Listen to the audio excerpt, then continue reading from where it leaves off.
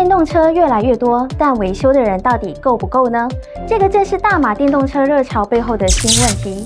数据显示，自2021年以来，我国已经有超过45000辆纯电动车上路，街头呢越来越多静音车，但不少人开始担心了：车坏了，谁来修呢？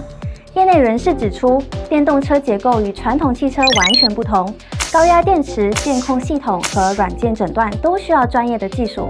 如果维修体系和技术人才跟不上，未来可能还会影响消费者的信心，也拖慢了电动车普及的速度。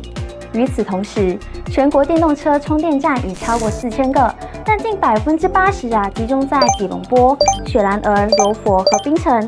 不少地区仍面对里程焦虑。为了补上这个短缺，政府推出电动车人才战略。